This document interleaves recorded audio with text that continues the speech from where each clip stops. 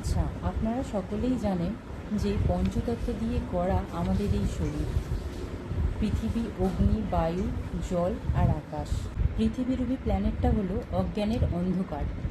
জ্ঞানরূপী ঈশ্বরের আলো দিয়ে ব্যালেন্স করা দরকার।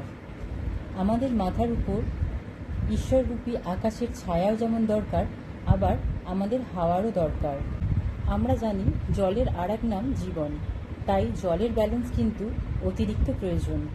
অগ্নিতত্ত্ব ক্রোধকে রিপ্রেজেন্ট করে, সেই কারণে আমাদের অগ্নিতত্ত্ব অবশ্যই ব্যালেন্স করা দরকার, কারণ না হলে আমাদের চেতনা হারিয়ে যায়। এবার বলবো আপনারা পঞ্চতত্ত্ব ব্যালেন্স করবেন কিভাবে।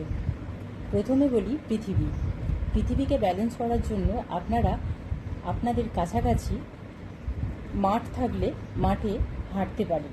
মাটিতে পা রেখে হাঁটুন, খালি পায়ে ছোট ছোট ঘাসের উপর হাঁটুন, এতে পৃথিবী ব্যালেন্স হবে।